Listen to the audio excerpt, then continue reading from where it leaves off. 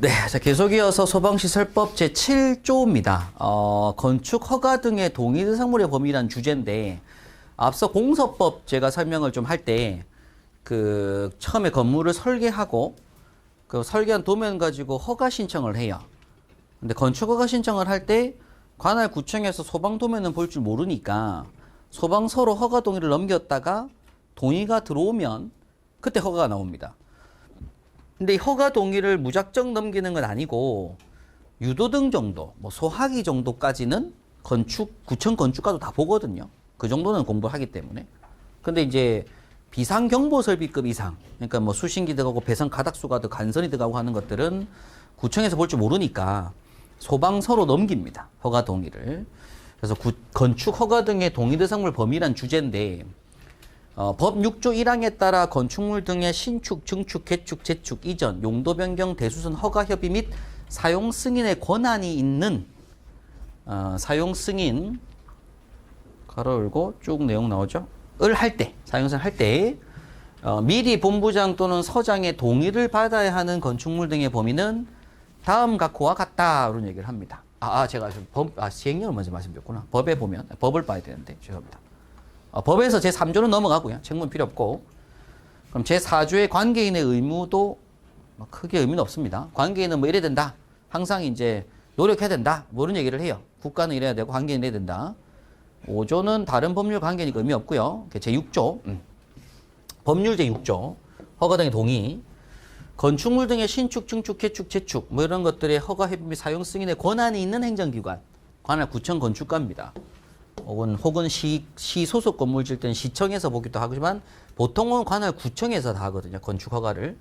건축 허가 등을 할 때 미리 그 건축물 등의 시공지 또는 소재지를 관할하는 본부장이나 소방서장의 동의를 받아야 한다. 그 다음에 이번에 건축물 등의 이런 것들을 권한 있는 행정기관은 그 신고를 수리하면 소재지를 관할하는 본부장 서장에게 지체 없이 그 사실을 알려야 한다 라고 합니다.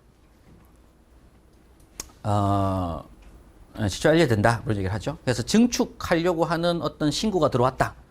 그때는 이제 허가 동의를 하는 건 바로 지체 없이 그 사실을 알려야 된다.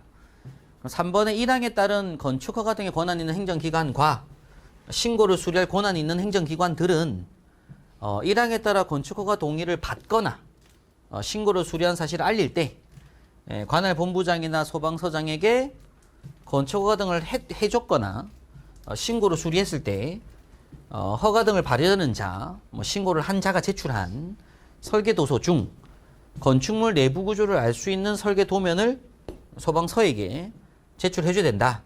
근데 국가안보상 중요하거나 국가 기밀에 속하는 건축물을 건축하는 경우는 묵살할 필요가 없다. 그 다음에 이제 본부장 서장은 1항에 따른 동의를 요구받은 경우 해당 건축물 등이 다음 각호 사항을 따르고 있는지를 검토하여 정하는 기간 내에 동의 여부를 회신해줘야 된다. 이런 얘기를 하고 있습니다. 그래서 이제 이 법 또는 이 법 따른 명령, 뭐 전용구역 설치 이런 걸 검토해가지고 이 건축물은 제대로 이런 걸 해놨다라는 걸 행정기관에 제대로 도면 돼 있다. 이렇게 동의를 해줘야 된다. 뭐 이런 얘기를 하고 있는 거고요. 관련 내용은 좀 이따가 행안부령, 대통령령을 보셔야 될 부분이 있고, 그 다음 본부장 또는 서장은 사항에 따른 건축허 등의 동의 여부를 알릴 경우 원활한 소방활동 및 건축물 등의 화재 안전 성능을 확보하기 위하여 필요한 다음 각호 사항에 대한 검토 자료 또는 의견서를 첨부할 수 있다. 건축법에 따른 피난시설 방화구역 소방관 진입창이라고 하는 것도 새로 신설이 됐고 건축법 쪽에 보면 그다음 방화벽 마감 재료 등 그리고 접근 통로 설치 등 그러니까 건축에서 원래 해왔어요. 이 부분을 소방에서 한 번도 건드린 적이 없었거든요. 앞에서는. 근데 건축에서만 하고 있다가 이제 소방서에서 이제 소방시설만 보는 게 아니라 이제 소방서에서 피난시설 방화구역 소방관 진입창 마감 재료 확인 그리고 통로 복도 폭 확보 이런 부분들도 소방서에서 보겠다는 얘기입니다. 이제 봐가지고 요거에 대한 의견서를 첨부해가지고 건축 도면 자체가 이건 좀 잘못됐습니다라고 얘기할 수 있다. 이런 얘기죠. 그래서 최근에 우리 소방이 건축 파트까지도 이제 관여를 하고 많이 보고 있는 중입니다. 그럼 관련 내용은 뒤에 좀 더 보도록 하고요. 1항에 따라 사용 승인에 대한 동의를 할 때 공사의 완공검사 증명서를 발급하는 것으로 동의를 가름할 수도 있다. 사용 승인에 대한 또 동의가 나오는데 일단 요거는 완공검사 증명서 발급한 것으로 인정을 다 합니다. 한 번 더 왔다 갔다 안 해요. 요거는 이제 사용 승인 동의를 말하는 건데 그냥 완공검사 증명서 발급받은 걸로 끝내는 것이고, 밑에 이제 건축허가 등을 할 때 본부장이나 서장의 동의를 받아야 하는 건축물의 범위는 대통령령으로 정한다. 시행령에 규모가 나와 있는 거죠. 그래서 그게 이제 나중에 보겠지만 연면적 400 이상입니다. 기본으로. 그 다음에 나머지 기간은 행안부령 나오는 기간 내의 결과를 알려주는 건데 여기까지. 그래서 지금 이게 이제 제 6조 내용으로 건축허가 동의 주제로 법규가 이렇게 구성이 돼 있고요.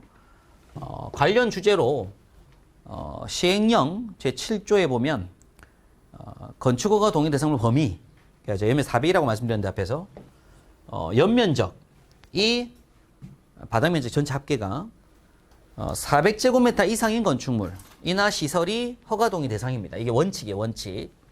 다만 다음에 해당하는 용도의 경우에는 좀 작습니다. 그래서 학교는 100제곱미터, 노유자 수련시설은 200제곱미터, 그리고 여기 정신의료기관은 300제곱미터라고 하죠. 라본의 장애의료재활시설도 300제곱미터 똑같이. 예. 저렇게 해서 이제 100, 200, 300이 있다 이거예요. 근데 일반 요 건물이 아니고 일반 건축물은 무조건 400 이상일 때 소방서로 허가 동의 신청을 넘어가야 됩니다.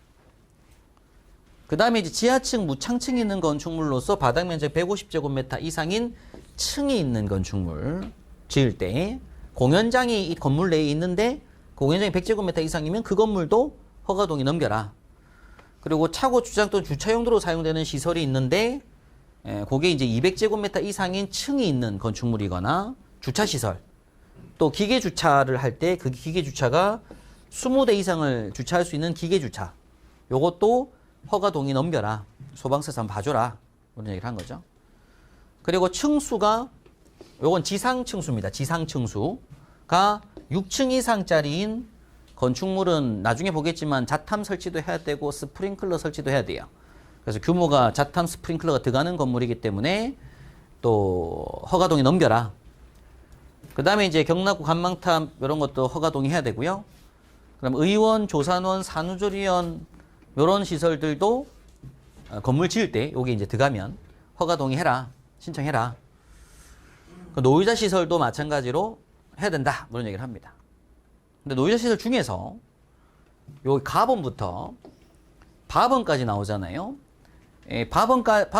바번까지를 우리가 뭐라고 부르냐면 옆에다 쓸게요. 노유자 생활시설이라고 불러요. 노유자 생활시설.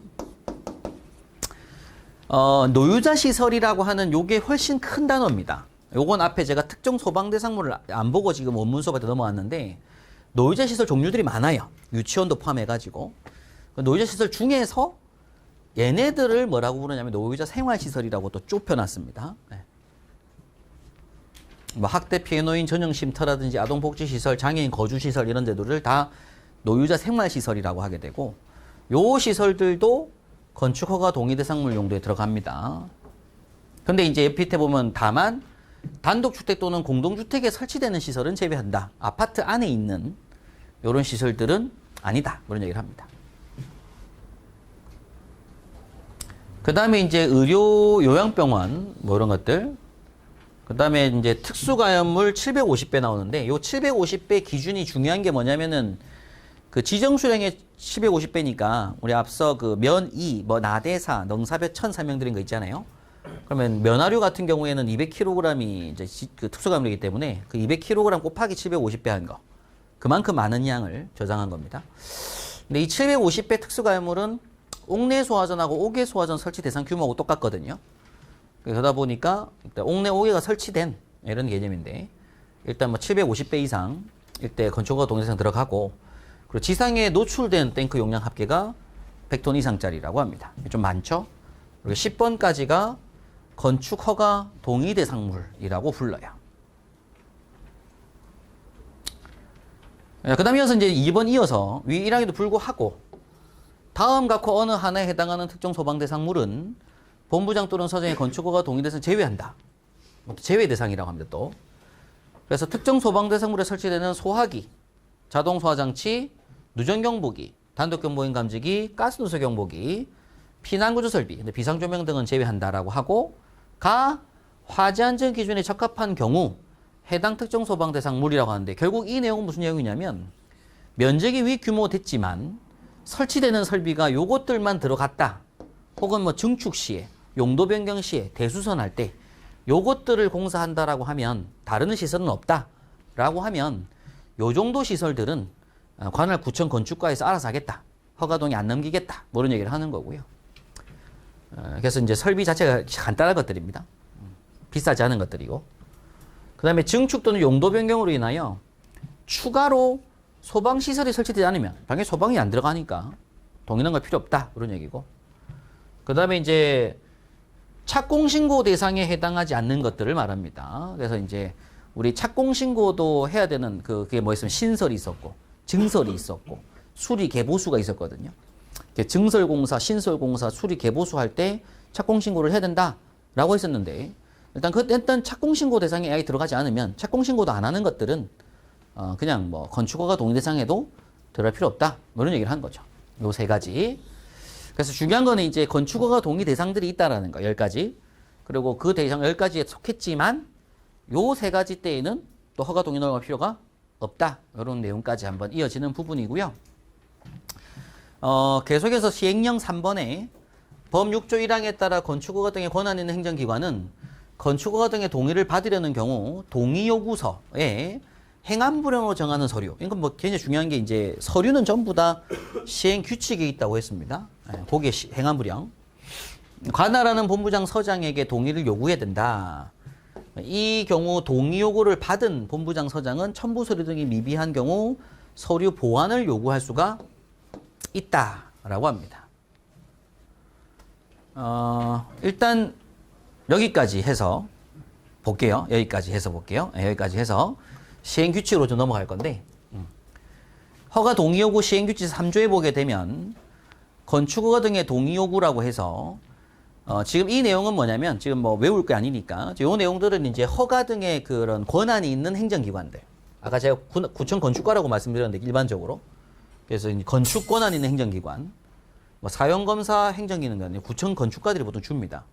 그다음에 학교 쪽은 교육청이 되고요. 그럼 고압가스법, 뭐 도시안전관리법에서 각각의 허가 관청들입니다. 여기서 이제 건축허가를 할 때 건축허가 동의를 넘겨라. 이런 얘기를 하는 거고요. 근데 뭐 의미 외울 건 아니에요. 그 다음에 이제 건축허가 동의 요구하는 경우에는 동의 요구서라는 문서에다가 다음 각호의 서류를 첨부해야 된다. 그래서 이제 신청서가 들어간 것들이죠. 건축허가 신청서가 들어왔다든지 혹은 뭐 대수선 용도 변경 신고서가 들어왔다든지 이런 양식이 들어오면 그 양식에다가 추가로 그 관할 구청에서 소방으로 넘기는 동의 요구서를 첨부해서 넘겨라. 그리고 이때 이제 들어온 도면들도 다 넘겨라. 다음 항목에 설계도서라고 해가지고 뭐 건축물 설계도서, 소방 설계도서. 근데 여기 넘길 때 뭐 전기 설계도서나 통신 설계도서가 넘어올 건 아니잖아요. 그래서 건축물의 설계도서하고 소방시설의 설계도서가 넘어와야 된다. 뭐 이런 얘기를 하고 있습니다. 종류를 또 외울 건 아니고요. 일단 이런 시설 설계 도면이 넘어와야 되고, 그 다음에 소방시설 설치 계획표, 그리고 이제 공사 작업 중에 필요한 임시 소방시설이라고 하는 것에 설치 계획서, 그 다음에 설계업 등록증, 그러니까 설계 도면이 들어오는 거니까 이때 절대로 공사업 등록증이 들어올 시기는 아니죠. 지금 이제 허가 단계니까 당연히 공사업자가 있을 수가 없습니다. 감리도 그렇고. 요건 설계업밖에 있을 수가 없어요.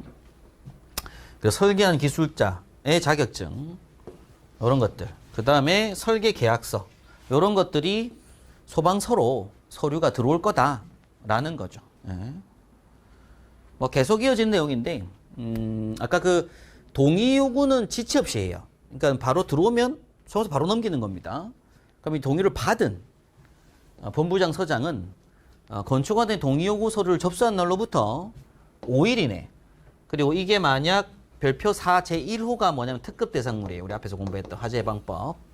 특급 대상물 규모에 해당할 경우에는 10일, 이내의 기간에 허가 동의 여부를 회신해줘야 된다. 빨리빨리 일 처리해줘야 된다. 그리고 본부장 또는 서장은 사망에도 불구하고 이항에 따른 동의 요구서 및 첨부 서류 보완이 필요한 경우에는 4일 이내 기간을 정하여 보완을 요구할 수도 있다. 서류 잘못됐을 때. 보완 기간은 회신 기간에 산입하지 않는다는 얘기를 하고요.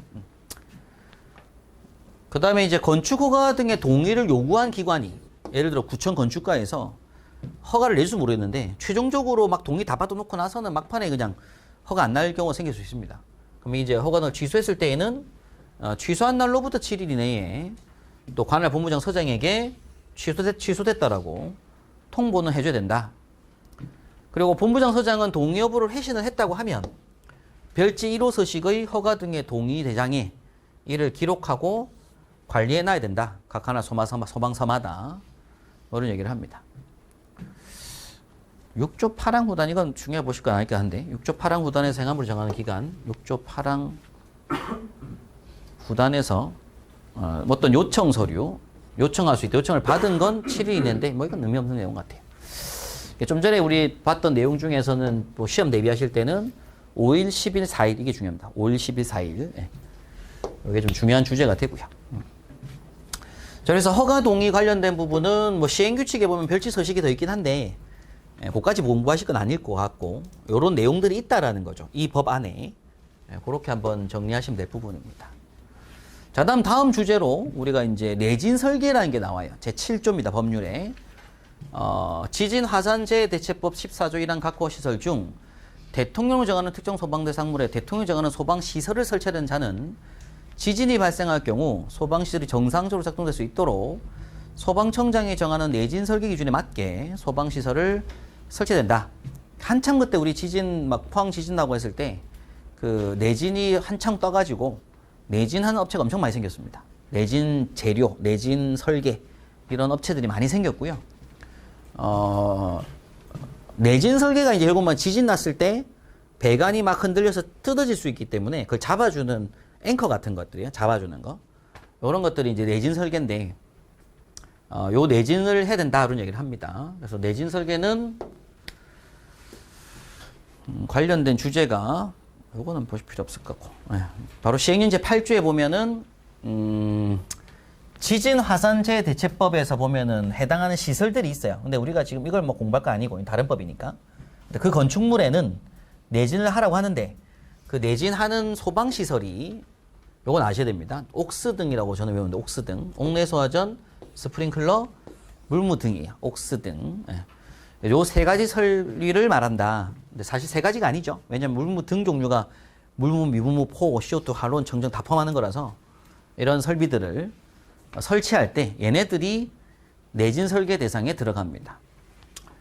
근데 자탐하고 이런 건 빠져 있어요. 이런 소화 설비들 쪽이 내진을 해야 되는 규모들. 그래서 그 배관에다가 옆에 잡아주는 고정 지지 앵커 설치하는 거. 이런 설계들을 많이 했습니다. 내진 설계. 시행규칙은 볼 거 없네요. 그래서 이제 내진이라고 하는 건 사실 볼 건 없어요. 내진 설계라고 하는 개념은 지진 재해 대체법에 보면은 용도 시설이 있는데 뭐 건심 나올 게 아니니까 공부할 필요 없고 거기 설치되는 소방 시설 중에서 옥스 등 그때는 내진을 해야 된다라는 것만 체크하시면 됩니다. 자, 이어서 이제 또 이 소방시설법상 제8조에 보게 되면 성능 위주 설계라는 단어가 나옵니다. 그래서 1번에 연면적, 높이, 층수 등이 일정 규모 이상인 대통령령으로 정하는 특정 소방대상물에 소방시설을 설치하는 자는 성능 위주 설계를 해야 된다. 이때 이제 아까 말씀드렸던 기술사가 2명 이상 있는 전문 설계업체에다가 돈 주고 맡겨라. 그런 얘기죠. 성능 설계. 성능 설계 대상은 이제 대통령령, 시행령에 나오게 될 거고요.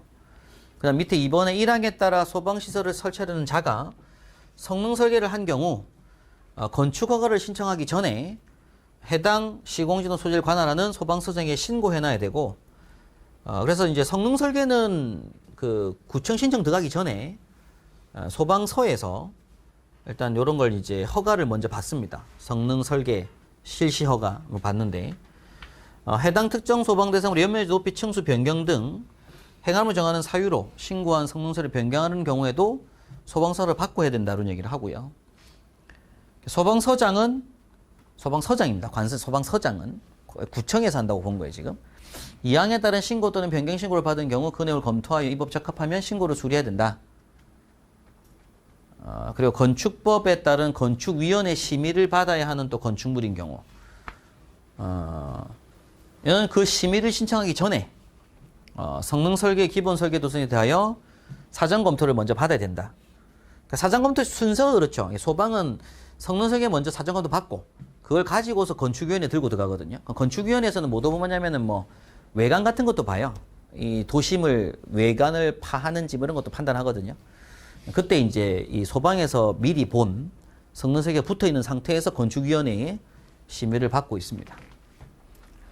그럼 소방서장은 이항 또는 사항에 따라 성능설계의 신고 이런 걸 받은 경우에는 소방청 또는 관할본부에 설치된 또 성능설계 평가단이 있어요. 평가단의 검토 평가를 거쳐야 한다라고 하고, 다만 소방서장은 신기술 신고법 등 검토 평가의 고도 기술이 필요한 경우에는 중앙소방기술심의위원회에 심의를 요청할 수도 있다. 그리고 소방서장은 5항에 따른 검토 평가 결과 성능설계 수정 또는 보완이 필요하다고 인정되는 경우 성능설계를 한 자에게 그 수정 또는 보완을 요청할 수 있으며 요청받은 자는 그 요청에 따라야 한다. 그리고 이제 절대 방법 이런 것들은 행안부령으로 정한다라고 합니다. 평가단은 크게 중요한 내용은 아니고요. 뒤에 이제 시행규칙 보는 게 맞으니까. 그래서 이제 성능 설계를 해야 되는 범위가 무엇보다 중요합니다. 이게 또 중요한 거고. 여기야 성능 설계를 해야 되는 규모는 연면적 20만 제곱미터 이상이고요. 그 다음에 50층 이상이거나 높이가 200m 이상 아파트 등 지하층 포함 30층 이상이거나 120m 이상인 특초소방 대상물입니다. 자, 보니까 이거는 우리 특급 대상물이었죠. 우리 특급 대상물인데 이제 특급 대상물, 특급 소방안전관리자 쪽에서는 요게 10만으로 바뀌었습니다. 10만. 근데 성능 위주 설계 때는 20만이에요. 아마 근데 이걸 10만으로 내준다는 얘기가 있더라고요. 그냥 특급 어차피 통일된 건데. 성능 설계는 아직 10만으로 안 낮춰놓고 20만에다가 50층 200m, 30층 120m 해놨었어요. 근데 이 당시 때 특급이 똑같았거든요, 원래. 근데 법이 바뀌면서 특급 대상물의 면적이 줄었어요. 20만, 10만으로. 그래서 우리가 화재 예방법 공부할 때 특급 대상물에 대한 암기를 할 때에는 10만, 그 다음에 이제 지하층 제외 50층, 높이 200m 이상 아파트, 그 다음에 일반 건축물로서는 지하층 포함 30층에 높이 120m. 이게 특급 대상물이거든요. 그런데 성능 설계에는 그냥 기존대로 연면적이 20만, 그리고 나머지 두 개는 똑같고 이렇게 되어 있습니다. 거기다가 추가로 연면적 3만 이상인 철도, 소시철도, 공항, 그 다음에 요게 뒤에 또 생겼어요. 창고시설 중 연면적 10만 제곱미터 이상, 그리고 지하층 수가 2개 층 이상이고 지하층 바닥면적 합계가 3만 제곱미터 이상인 창고시설인 것이고, 그 다음에 하나의 건축물의 영하사용관 10개, 그리고 지하연계 복합건축물, 그리고 수저터널, 이건 또는 개념이니까 뭐 물속에 들어가 있는 터널은 무작정 받는 거고, 길 또는 이제 지상 터널이라 하더라도 길이가 5,000m 이상 되는 터널, 요 터널들도 성능 위주 소방 설계를 해야 된다. 재현이 중요하기 때문에 이런 것들이 이제 성능 설계 대상에 들어갔습니다. 요 건물 규모가 됐을 때 이제 설계는 반드시 전문 설계업체면서 기술사가 2명 이상 있는 성능 설계 면허를 낸 이런 업체들에다가 맡게 된다, 그런 얘기를 한 거고요.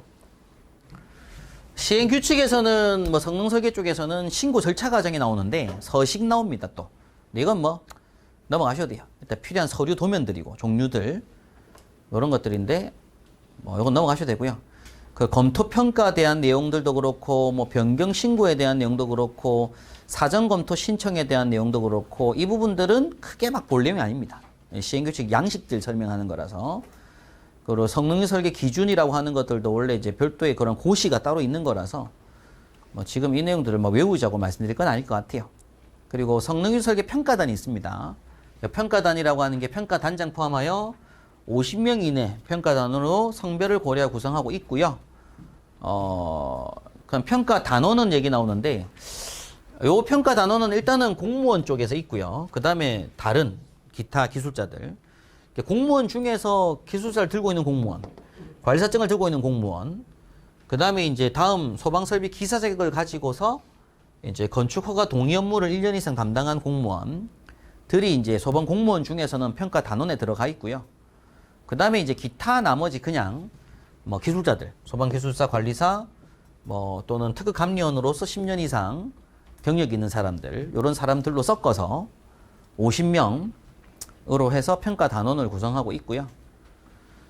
위촉된 평가 단원의 임기는 2년으로 하되 이에 한정하 연임할 수 있고, 평가 단원됐다고 뭐 근데 급여 나오고 하는 건 없습니다. 단원되고 그냥 명예직인 거죠. 그러다가 이제 회의하거나 모임했을 때 그때 수당인가 이렇게 나오게 되는 부분이고.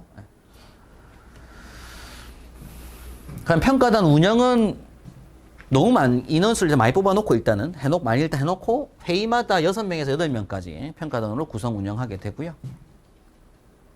뭐 크게 막 외우실 건 아닐 것 같아요. 평가단 제척 깊이 이런 것도 필요 없습니다. 해임, 해촉 뭐 이런 것도 필요 없을 것 같고. 네, 그런 내용이죠. 그래서 이제 성능유지 설계 평가단도 뭐 넘어가셔도 될 부분입니다. 성능 설계 쪽에서는 그냥 성능유지 설계라는 게 있다. 그게 이제 공사법에서는 기술사 2명 있는 전문 설계업체가 한다.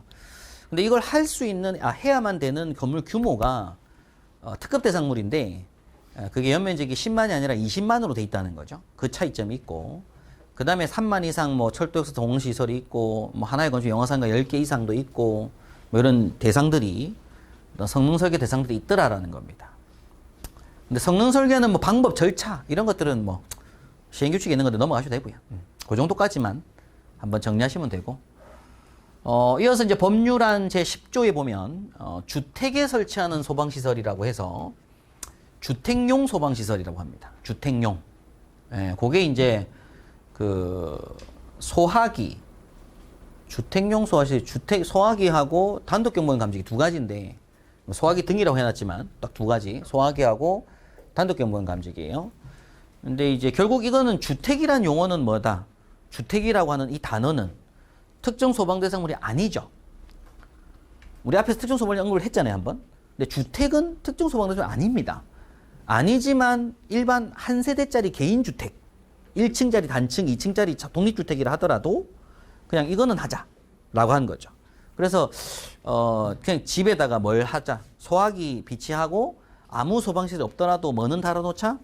단독경보원 감지기는 설치하자라는 게 대국민 캠페인처럼 진행을 하고, 그리고 건축업자들한테 그냥 전원주택 짓는 업자들도 많잖아요.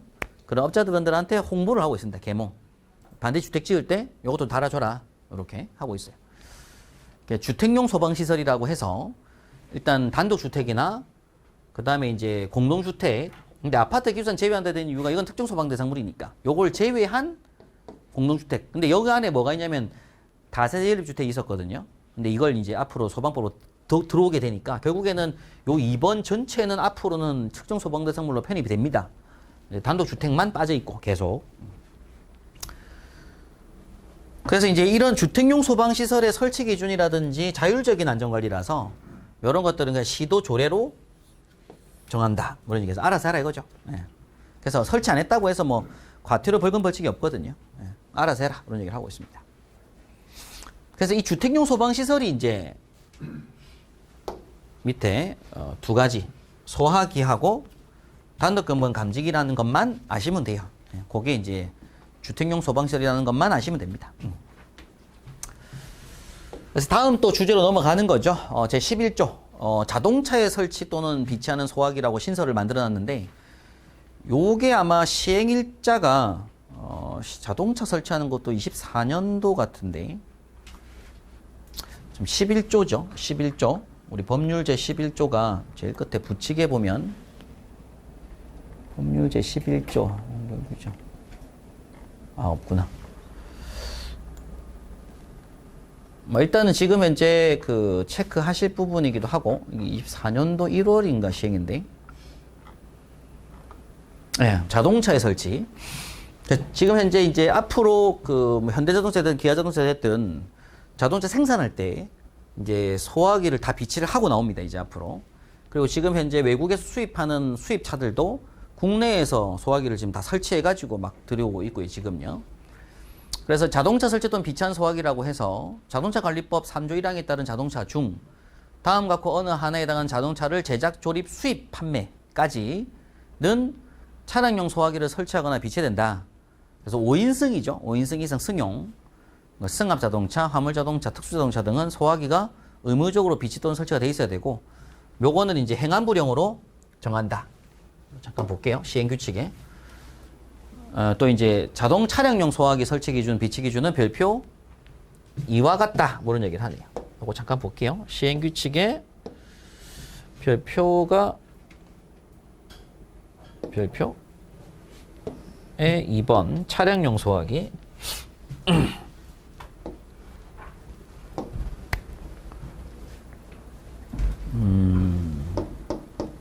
차량 소화기는 승용 자동차에는 그냥 소화기 1개, 능력단 1단 이상 소화기 1개, 승합 자동차도 이렇게 하고,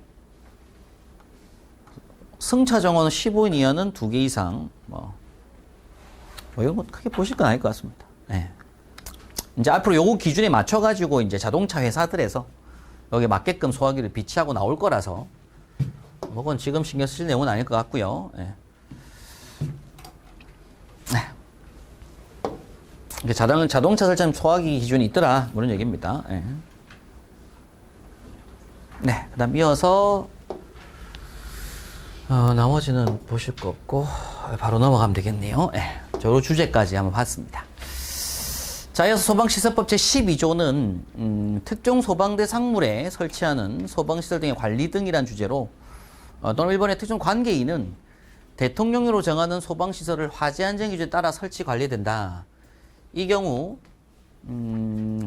법률 장애인 등이 사용하는 소방시설은 대통령이 정하는 바에 따라 장애인 등에 적합하게 설치 관리된다라고 하고요.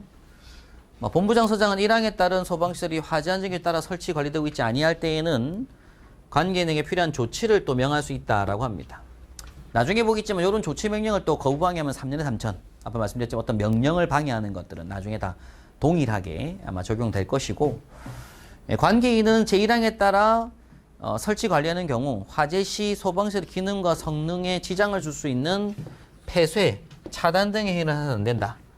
다만 점검 정비를 위한 필요한 경우 차단할 수 있다. 이런 얘기를 하는데, 요게 5년에 5천만 원짜리로서 나중에 한번 볼 거거든요. 벌금 벌칙할 때. 일단 요렇게 유지 관리를 해야 된다. 그런 얘기죠. 평상시 폐쇄 점검하면 안 된다. 점검할 때는 그 기간 동안에 그럴 수 있다. 그런 얘기를 하고요. 그래서 요거 별도 고시가 나와 있습니다. 또 소방청장은 사망 단서에 따라 관계인이 점검 정비를 위하여 폐쇄 차단을 하는 경우 안전을 확보하기 위하여 필요한 행동 요령에 관한 지침을 마련하여 고시해야 된다라고 하잖아요. 요 고시가 지금 발표가 됐어요. 그래서 요 고시에 맞춰가지고 어떤 공사를 하는 기간 동안에는 이렇게라도 해놔라라는 어떤 지침이 있기 때문에 또 소방안전관리자들은 이런 지침도 잘 알고 숙지해가지고 조치를 해야 된다라는 거죠. 시험에 나올 내용은 아닌데 이건 여기 검색을 갖다가 이제 소방시설 말고 소방시설의 폐쇄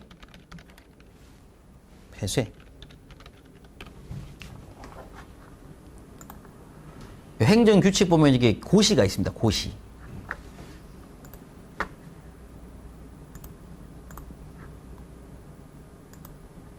여기 이제 직전 23회차였죠, 올해? 23회차 정관리사 시험에서 나왔어요, 이 문제가. 나와가지고. 요게 이제 고시를 별도로 만들어냈는데, 거기 보게 되면, 이제 목적은 이제 폐쇄 차단을 하는 경우에 어떤 안전을 확보하기 위한 거다.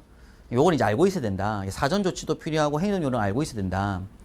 사전 조치라고 하는 게 이제 관계인들은, 점검 정비를 위하여 수신기 등 폐쇄 차단하는 경우 폐쇄 차단 기간을 최소화시켜줘야 되고, 폐쇄 차단하는 경우 제실자 등에게 폐쇄 차단 등의 사유와 기간을 사전 공지하고 요 기간 중 발생할 수 있는 화재 발생 위험에 대비해야 된다. 그다음 행동 요령으로 관계인은 점검 정비를 위하여 차단된 수신기 등으로 화재 신호가 수신되거나 인지한 경우에는 다음 각호에 따라 행동한다. 그래서 폐쇄 차단되어 있는 모든 소방시설을 정상대로 복구시켜주고, 즉시 119에 신고하고 제일자 대피시켜주고, 화재 신호가 발생된 장소로 이동하여 화재 여부를 확인하고, 화재로 확인된 경우 초기 소화, 상황 전파 등의 조치를 취하고, 화재가 아닌 것으로 확인된 경우에는 절차 관련 사실 다시 안내하고 수신기에서 경보 복구 후 비화재 방지를 위해 적절한 조치를 취한다라고 하고 있습니다. 오동작 시의 어떤 대처 방안의 개념이기도 해요. 실제 이제 먼저 원칙상으로는 뭐 경보를 울렸을 때 뭐 질작을 대피시키고 뭐 한 다음에 실제로 화재인지 확인하고 실제 화재 때에는 초기화를 하고 이게 비화재 시에는 다시 절차를 알리라고 하는데 일단 뭐 안전관리자가 조치해야 될 사항은 이런 거다라고 이제 말하고 있는 거죠. 뒤에 이건 의미 없고. 네. 근데 저는 개인적으로 이제 이 고시가 나오기 전에 막 주장했던 부분들이 뭐였냐면 수신기를 우리나라도 2대는 설치된다. 펌프도 현재 예비 펌프라고 해서 2대 펌프가 설치되도록 하고 있는 이유가 펌프 한 대가 고장 시에 이 펌프를 쓰라고 한 건데 수신기는 그 기준이 없거든요. 화재 수신기가 2대가 아니고 1대니까 수신기 고장이 나면은 그냥 그 고시는 시간 동안은 건물의 목통인 거예요. 예비 수신기가 없다 이거죠. 저는 작년부터는 계속 예비 수신기 필요하다 이런 주장을 했는데 이 얘기는 예비 수신기 달라면 돈이 많이 드니까 예비 수신기는 하지 말고 그냥 일단 멈춰놓고 있더라도 나중에 실제로 불나면 그냥 개인이 직접 알아서 해라 이런 거죠 이제. 그렇게 고시를 만들었기 때문에 소방청이나 건설 입장에서는 좀 책임을 전가하는 부분이 있습니다. 아예 고시를 해놨기 때문에. 근데 이제 앞으로는 아마 수신기를 예비 수신기 설치하는 걸로 갈 것 같다는 생각이 들어요. 일단 그때까지는 요걸로 대처하겠다는 거죠. 왜냐면 수신기가 고장이거나 이런 상태 때 한 달 동안 목통인 경우가 있을 수가 있거든요, 건물에서. 근데 이때 소방청에서 아무 조치도 안 했다. 아무런 지시도 없었다. 라고 하면 안 되잖아요. 그래서 이런 고시가 나온 겁니다. 일단 뭐 그 정도 정리하시면 될 것 같고. 그 다음에, 그 다음에 이제 청장, 본부장, 서장은 이런 작동 정보 등을 실시간 수집 분석할 수 있는 시스템을 구축 운영할 수 있다라고 하고요. 최근에 또 이제 어떤 지역에서는 그런 좋은 제품들을 접목시켜서 소방서 차원에서 어떤 업체랑 계약해가지고 각 건물들에다가 어떤 시스템을 설치하도록 권장하게끔 해가지고 거기서 동작하는 일련의 상황들을 소방서나 관계인들이 바로바로 알 수 있는 이런 시스템 개발도 많이 하고 있더라고요. 관할서에서 그런 기술 접목하는 것들을 좀 앞으로 많이 좀 해야 될 거라 생각 듭니다. 그리고 작동 정보를 해당 관계인에게 통보해야 된다라고 하죠. 정보 관리 시스템의 구축 운영 대상은 뭐 전달하는 대통령을 하고 뭐 해무를 정한다는 얘기를 합니다. 네, 대통령이 정한다. 그래서 정보 관리 시스템이라고 하는 게 이제 별표 4와 같다라고 해가지고 소방시설 종류를 설치하고 네, 일단 이렇게 관리해야 된다. 그래서 이제 정보 관리 시스템의 또 구축 운영 대상이라고 하는 게 앞서 봤던 문화 집회 종교 이런 시설들에다가 이제 돈을 좀 들여가지고 소방청 차원에서 비용을 확보해가지고 여기다가 어떤 시설을 설치하고 관할 소방서로 알려주는 이런 시스템을 이제 자금 확보해가지고 구축할 수 있다 그런 얘기죠. 뭐 그런 얘기를 하고 있습니다. 그게 이제 소방시설법에 들어간 부분이고 관리 시스템, 정보 관리 시스템이라고 해서 여기서 이제 준비하겠다는 얘기죠. 크게 뭐 보실까 할 것 같고 16조 나중에 보셔야 될 부분이고 그런 얘기를 하고 있습니다.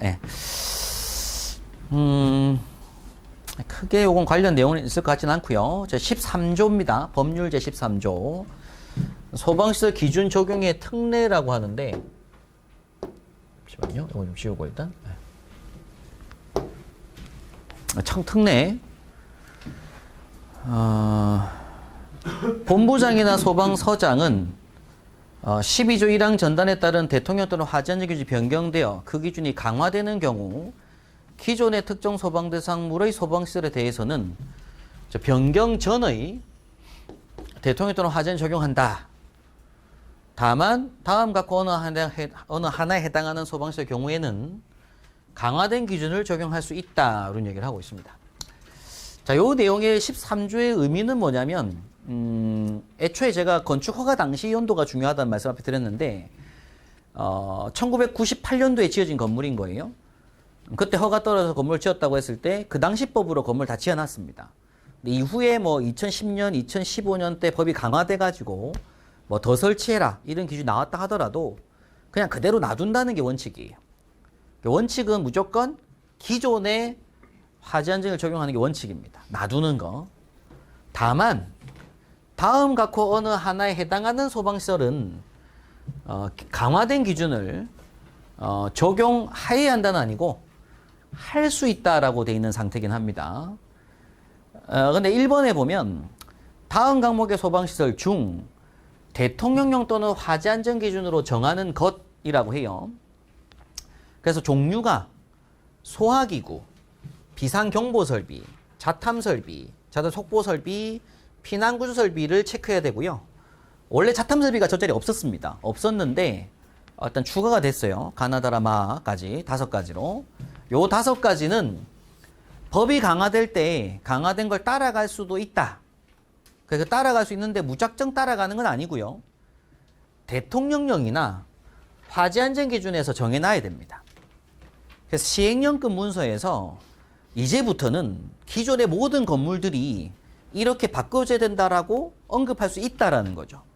그럼 그때는 건물 전국에 있는 모든 건물들이 공사를 하게끔 할 수가 있습니다. 근데 사회적 합의라든지 분위기 조성이 됐을 때 아마 진행을 할 거고요. 그래서 소화기구는 현재 모든 소방관서가 진행을 하고 있죠.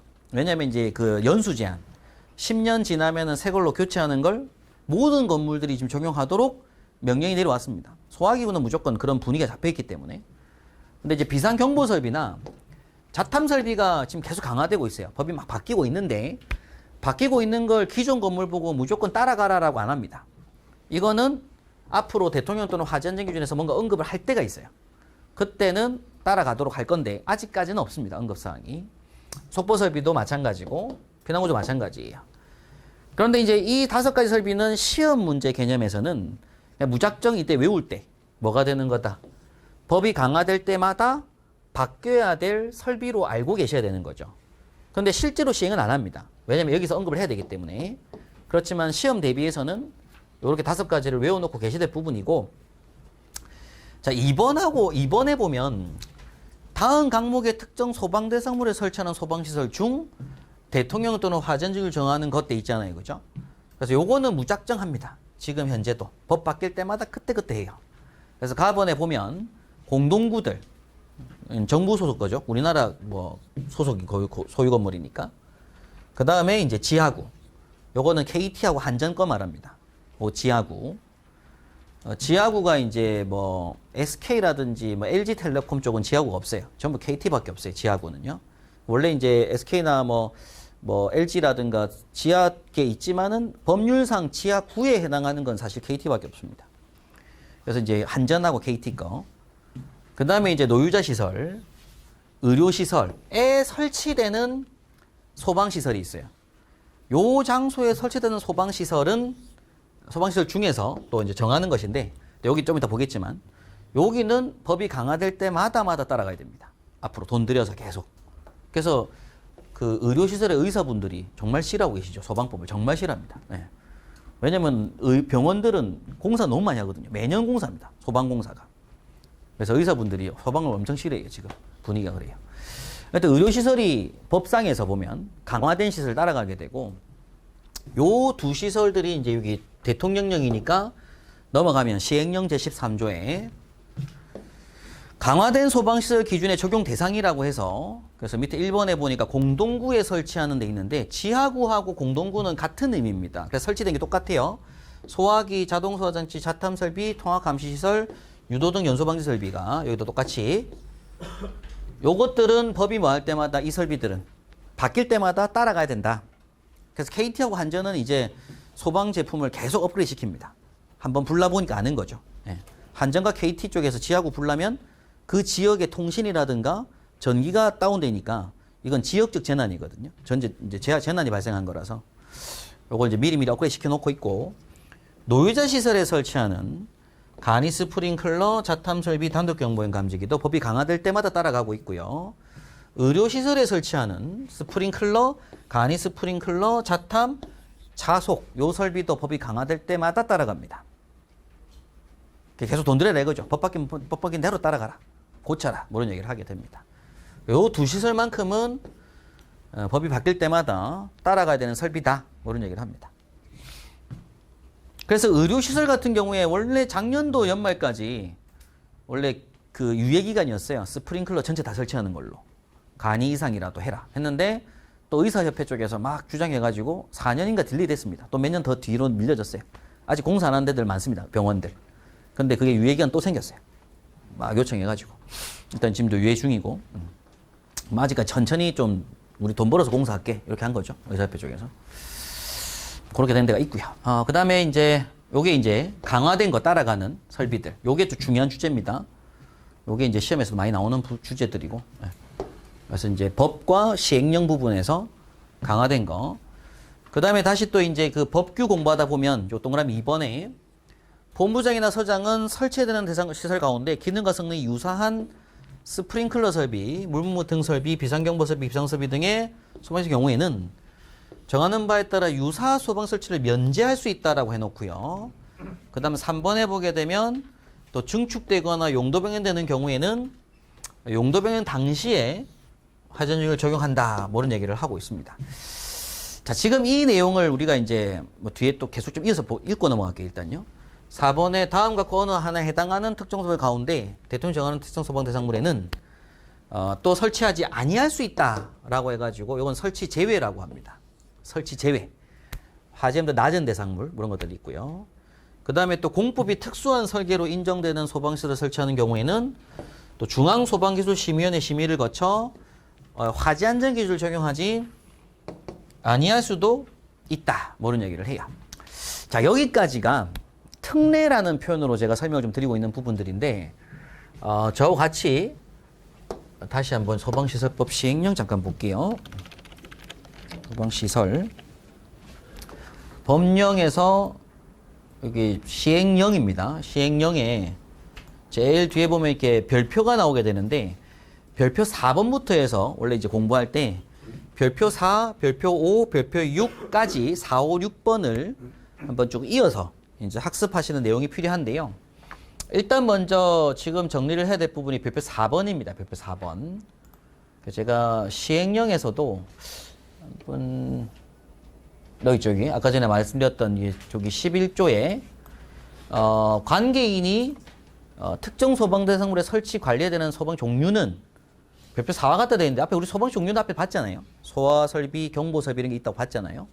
근데 거기 별표 4가 중요합니다. 별표 4. 그 다음에 별표 4에 2호, 3호 얘기 나오고 자, 그 밑으로 쭉 내려서 이게 이제 강화된 거 적용하는 거. 요게 별표 5. 뭐 유사한 소방시설 별표 5. 뭐 쭉 나온 거죠. 밑에 특례까지 나오게 되네요. 요 특례는 별표 6으로 나오는데 요런 내용들이 이제 별표 4, 5, 6번을 공부하셔야 되는 거고 그 시행령 별표 4번부터 이제 학습하시는 내용이 나오게 됩니다. 요 주제 내용이 워낙 중요한 주제고요. 소방을 공부함에 있어서 가장 핵심적인 내용입니다. 소방시설을 알고 소방용품까지 알았어요, 지금요. 소방시설의 종류는 무엇이다. 소방용품이란 이런 거다라는 걸 용어 정의로 받고 문제는 옥내소화전이 모든 건물 갔을 때 다 있지는 않잖아요. 규모가 작은 건물 가보면 옥내소화전이 없습니다. 일정 규모 이상 돼야 소화전이 있지. 스프링클러도 무작정 건물마다 있지는 않아요. 일정 규모 이상이 돼야 돼요. 그래서 각 설비들마다 설치해야 되는 규모가 정해져 있습니다. 대상들. 그래서 원래 소방시설을 공부할 때 예를 들어 여러분께 소화기를 공부하고 싶어요. 소화기에 대해서 공부를 하고 싶어요. 그럼 소화기에 대해서 공부할 때 무조건 제일 첫 번째가 설치 대상부터 알아야 됩니다. 첫 번째가 설치 대상 규모를 알아야 돼요. 두 번째가 그 소화기의 종류를 아는 거예요. 그 다음 가는 게 종류. 그 다음에 종류를 다 외워놓고 나서 이제 종류별로의 설치 기준 공부를 하는 거예요. 공부 순서가 그래요. 그럼 이제 옥내소화전을 공부하고 싶다고 하면 뭐 해야 돼요? 옥내소 설치 대상부터 알아야 돼요. 어떤 규모 때 옥내 설치하는지 알아야 되고, 그 다음 옥내소화전 설비도 종류가 있거든요. 종류가. 아까 옥내소화전, 옥내 호스들도 있고, 또 펌프를 기동하는 게 수동기동 방식도 있고, 자동기동 방식도 있고, 종류가 다양하게 있습니다. 스프링클러라고 하는 것도 무작정 스프링클러가 아니라, 뭐 습식 스프링클러, 건식 스프링클러 등의 종류가 있어요. 근데 대상은 다 똑같다 이거죠. 건물 설치 대상은. 대상 공부를 하고 종류 공부를 합니다. 그럼 종류를 알고 나면 그 종류의 내부 구성도라든지 내부 어떤 개통도 도면이라든지 혹은 소화기의 단면도 이런 것도 공부를 해야 되는 거예요. 약재도 공부해야 되고. 그 다음에 설치 기준이 공부되는 거거든요. 원래 공부 순서가. 그래서 제일 중요한 건 뭐다? 소방시설의 설치 대상을 아시는 게 제일 중요한 겁니다. 그게 가장 핵심이고. 그래서 지금 보시는 요 별표 4번이 제일 중요하고요. 암기에서 가장 핵심이고. 그래서 지금 보시는 게 소화설비부터 해가지고 각각의 설치 대상에 대한 학습인데 요 내용은 제가 원문 강의를 한번 쭉 훑는 게 맞는 것 같아요. 나중에 요점 정리로 교재 또 있겠지만 그때는 복습한다 생각하고 좀 더 빨리 넘어가고 요거는 제가 이번 시간 원문 시간 할 때 한번 쭉 설명을 드리는 게 맞을 것 같습니다. 그래서 같이 한번 원문으로 보시되 뭐 교재 들고 계신 분들은 교재에 또 똑같이 있으니까 그걸로 참조하시면 보시면 될 것 같아요. 요거는 잠깐 쉬었다가 보도록 하겠습니다. 예.